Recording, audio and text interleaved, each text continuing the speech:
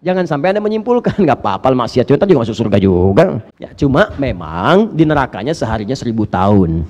Neraka yang paling ringan aja, An-Nisa 56. Itu ditarik ubun-ubunnya sambil dicelupin, teh celup dibuat, celupkan angkat, celupkan angkat, celupkan angkat. Setiap dicelupkan hancur semua tubuh dengan kulit-kulitnya. Jadi orang-orang yang kemudian menunjukkan ilmunya bermanfaat, salah satunya orientasi ilmu itu dipakai untuk benarnya dalam ibadah. Dia mau umrah, mau haji, sekarang lagi banyak musim umrah, haji. Ya mau liburan. Nah kalau Anda benar itu, pengen ibadah yang benar, maka belajar yang benar manasiknya. Bukan cuma ikut ke sana berangkat, tapi Anda nggak serius belajarnya. Coba pelajari cara tawaf bagaimana yang benar. Kenapa bacaannya yang ini? Kenapa bukan yang lain? Kapan dibaca ini? Kenapa baca ini? Silahkan. Apa sa'i itu? Apa yang dibaca dalam sa'i? Bagaimana cara sa'i yang benar? Bagaimana tahalul yang benar? Bagaimana cara menghadap kiblatnya? Terakhir, apa ukuran keberhasilan umrah seseorang? Karena disebut nanti banyak orang umrah tapi nggak sempurna umrahnya. Sampai turun ayat langsung Al-Baqarah 196 paling kiri sebelah bawah. Wa atimmul hajja wal umrata lillah. Sempurnakan umrah dan haji karena Allah. Sempurnakan. Kaidah mengatakan kalau ada kalimat di awal mengatakan sempurnakan, ini menandakan ada orang yang mengerjakan tidak sempurna. Di antara tanda tidak sempurnanya dilakukan tidak dengan dasar ilmu. Silahkan cek. Orang sekarang tawaf bisa live. Orang tangan kanan ngangkat ngadep ke Hajar Aswad. Bismillahi Allahu Akbar. Yang ini ngangkat bawa handphone. Sudah siap yang di sana? Oh, yang di sana. Subhanallah. Allah. Pindah kiri lagi. Paham sampai sini? Pasti ada yang salah. Nah, ini dari Nabi. Nah, bagian pertama dari Nabi, ilmu yang benar itu bermanfaat, pasti membimbing pemiliknya untuk beribadah dengan benar. Yang kedua, ini yang saya ingatkan dengan hati-hati. Ya, saya cantumkan di buku saya halaman 73 sampai 74. Saya bacakan ya. Bismillah. Ya, ambil yang 75-nya saja. Ya, karena ada dua ini 73, 74, kemudian yang 75.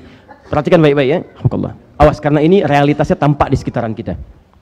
Kalau Anda hadir di majlis ilmu bertentangan dengan apa yang Nabi sampaikan dalam hadis sahihnya, maka berhati-hatilah. Ilmu yang sedang Anda pelajari adalah ilmu yang tidak membawa manfaat seperti diinginkan oleh Nabi SAW.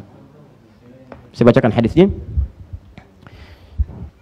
Haddatsana qala, jadi Imam At-Tirmidzi, qala Rasulullah sallallahu alaihi wasallam, man talabal ilma liyumariya bihi sufaha aw liyubahiya bihi al-ulama aw liyasrifa wujuhan nasi ilaihi fahuwa finnar. Allah. Siapa yang orientasi niat belajarnya, awas, man talabal ilma liyumariya bihi sufaha, untuk membodohi orang lain, nipu orang, belajar untuk menipu, hati-hati. Belajar untuk membodohi orang lain. Nah, ini terjadi di era-era kita sekarang nih. Ya, ada orang yang orientasi pelajaran itu untuk nipu orang lain. Ikut training. Trainingnya apa? Untuk nipu orang. Lihat tuh, awas, yang ikutan marketing, jualan ini, jualan itu. Lihat kalimat-kalimatnya. Kalau dalam training Anda itu diajari kalimat yang menipu orang, lihat ya, menipu orang lain, membohongi orang lain, dalam urusan-urusan yang bahkan terkait urusan dunia itu Anda lakukan, maka lihat ujung kalimatnya, fahuwa finnar, dia di neraka. Dia di neraka. Bahkan nanti di hadis lain, bagian pertamanya, tidak akan pernah mencium bau surga. Karena ada yang ke neraka, tapi kemudian oleh Allah dibebaskan dia setelah luntur dosanya, habis dibebaskan, diangkat masuk ke dalam surga. Ada di Al-Bukhari. Nanti ditimbang, kalau masih ada iman dalam dirinya, tapi dia bermaksiat misalnya, maka taat ditimbang dengan maksiat. Ditimbang. Kalau di hadis Muslim itu nanti dibagi. Misal, sholat tapi mencuri, pahala sholatnya diambil menutupi pencuriannya. Ikut ta'lim tapi mencela, diambil pahala ta'limnya, ditutup kepada celaannya. Saya tidak Ustaz, tidak bagus. Tidak seperti ibu yang itu tuh Ustaz tuh, dia tuh gak bagus banget loh. Nah, itu sama tuh, ambil. Tutup. Dia umrah, haji, tapi gibah, ambil pahala haji umrahnya, tutup pada gibah. Nah nanti kalau misalnya habis nih bekal yang taatnya, tinggal maksiatnya. Begitu tinggal maksiat yang ini, itu jadi persoalan. Apa yang terjadi? Kalau maksiatnya terkait dengan orang lain, maka dosa orang itu diambil, ditimpakan kepada dia untuk menambah maksiat dia. Tapi kalau tidak terkait dengan orang lain misalnya, hubungan dengan Allah, maka dikumpulkan di situ, lemparkan dia ke dalam neraka. Cuci dulu. Kalau sudah habis dosa-dosanya itu, baru diangkat, dimasukkan ke dalam surga. Hadisnya ada di Al-Bukhari. Ya, cuma memang di nerakanya seharinya 1000 tahun. Jadi kalau 1 detik di neraka 48 hari. Anda jangan salah kesimpulan. Jangan sampai Anda menyimpulkan, nggak apa-apa maksiat juga tadi masuk surga juga. Silahkan aja. Makanya Allah perkenalkan sifat dahsyat ya siksa neraka. Neraka yang paling ringan aja, An-Nisa 56, paling kanan sebelah atas. An-Nisa ayat 56, itu ditarik ubun-ubunnya. Innalladzina kafaru biayatina sawfa nuslihi nara. Orang-orang yang ingkar sulit diingatkan dengan ayat-ayat kami, sering maksiat, kami tarik ubun-ubunnya. Nusli itu ditarik sambil dicelupin, mirip bikin teh celup. Teh celup dibuat, celupkan angkat, celupkan angkat, celupkan angkat. Kullama nadijat juluduhum, setiap dicelupkan hancur semua tubuh dengan kulit-kulitnya. Baddalnahum juludan ghairaha, kami angkat seperti teh celup, angkat ada lagi, celup habis angkat ada lagi, celup habis angkat ada lagi. Allah, sekali celup 1 detik ya 48 hari. Kalau mau coba silahkan aja ya, tapi itu dihadirkan oleh Al-Quran untuk mengingatkan jangan sampai ada orang yang ke situ. Jadi kalau kebaikan disebutkan supaya kita menjadi bagian dari itu, kalau keburukan disebutkan jangan sampai terjadi begitu.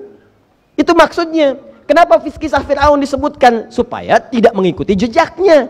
Kenapa kisah Qarun diungkapkan? Supaya tidak diikuti. Qarun kaya, sombong. Orang kaya sekarang jangan ikutan kaya Qarun. Sudah 3.500 tahun yang lalu dari masa kita sekarang. Jadi kalau ada orang kaya ikutan sombong sekarang, dia telat. Dan keterlaluan karena kekayaannya tidak sekaya Qarun. Qarun sekarang masih dicari hartanya. Kemana? Samudra Hindia. Ngapain? Cari harta Qarun. Harta Qarun dicari, harta Anda siapa yang nyari? Ya. Jadi kembalikan ke sini. Jadi kalau ada orang-orang yang mengajari Anda sebuah apapun pengetahuan untuk menipu orang lain, jangan mau. Rizki itu sudah diatur. Anda nggak nipu aja, dapatnya tuh sejumlah yang sama. Bahkan berkah. Untuk apa menipu? Apakah menipu akan menambah rizki? Tidak. Rizki itu tidak akan bertambah dengan yang haram, tidak akan nambah. Anda korupsi pun nggak akan nambah rizki, tidak segitu juga. Kalau Anda belum cukup rizkinya, Anda belum akan meninggal. Tapi yang berkurang keberkahannya. Anda 1 miliar, maaf ya, 1 miliar hidup sampai meninggal. Sekarang baru dapat 100 juta. Anda nggak korupsi pun dapatnya 1 miliar juga. Anda korupsi dapat misalnya 800 juta, pegang oleh Anda, yang dipakai segitu juga. Nggak kurang, nggak nambah, cuman Anda jadi lebih repot di situ. Pikiran terusik, takut ketahuan, bikin ini, bikin itu. Jadi semua gaya hidupnya cuma kamuflase aja, capek. Ujung-ujungnya meninggal juga, rezeki nggak nambah segitu juga. Anda bekerja dengan cara yang benar, dimudahkan oleh Allah. Memang nggak kelihatan banyak, tapi berkahnya yang dibanyakin oleh Allah. Yang ke bawah cuma sejuta. Anda dibuat ringan hidupnya oleh Allah. Nggak usah beli mobil, cukup gunakan telunjuk dalam tahiyat itu. Ya Masya Allah, pijit tik, Grab datang. Tangan maju dikit, tik, Bluebird datang. Telunjuk tahiyat. Masya Allah, main-main. Luar biasa. Kan Anda bayar, uangnya dari siapa? Dikasih Allah juga. Anda nggak nyari bensin sendiri, Anda nggak nyuci sendiri. Kan ada yang masak sendiri, dia nyuci sendiri. Pagar-pagar sendiri, ayo sendiri, capek. Tuh, tapi ada juga yang dititipkan oleh Allah banyak, tapi nyaman juga. Tapi yang mau saya sampaikan adalah teman-teman sekalian, ada keberkahan. Dan meninggal juga nggak akan meninggal kalau belum 1 miliar, tetap segitu juga. Hidupnya lebih enak, nggak banyak pikiran dan sebagainya. Coba pilih mana? Harta banyak nggak berkah, harta sedikit tapi berkah, pilih. Ya sudahlah. Sudah? Banyak tapi berkah. Masya Allah. Sedikit gak berkah atau banyak tapi berkah? 1 apa 2? 2. Saya nggak mau itu lagi ya.